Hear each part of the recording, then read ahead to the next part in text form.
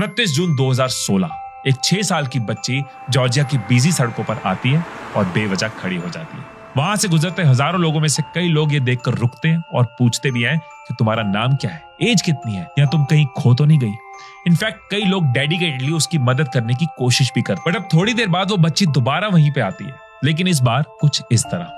And as expected कई देर खड़े रहने के बाद भी एक इंसान भी उसे रुककर पूछता नहीं है। लेकिन ये अभी सिर्फ शुरुआत थी, क्योंकि यूनिसेफ की टीम जो ये सोशल एक्सपेरिमेंट कंडक्ट कर रही थी, उसने जब ये सेम एक्सपेरिमेंट रेस्टोरेंट में रिपीट किया तो उनको इस एक्सपेरिमेंट को बीच में ही बंद करना पड़ा। अनानो यानी कि एक चाइल्ड एक्टर पहले तो अच्छे कपड़ों में वहां जाती है और रैंडम लोगों के टेबल पर बैठ जाती है। बेशक लोग उससे बात करते हैं, सवाल पूछते हैं, यहाँ तक कि खाने को भी पूछते हैं। और अब जब गेटअप बदला जाता है तब लोगों के रिएक्शन कुछ ऐसे होते हैं। कोई उसे देख के नजरें घुमा रहा है, कोई अपना बैग हटा रहा है, कोई उसे अपने पास से भगा रहा है। इवन एक ने तो वेटर को कहकर उसे बाहर निकालने के लिए बोल दिया। वो बच्ची उन लोगों के बिहेवियर से इतना हर्ट होती है कि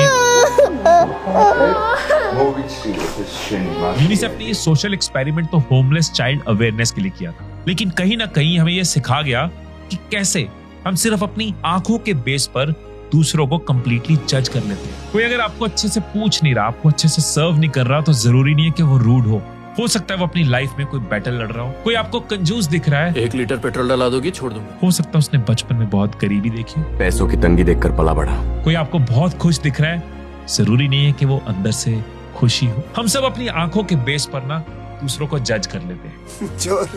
चोर नहीं हूं मैं। लेकिन कई बार सच देखने से ज्यादा किसी को समझने से समझ आता है।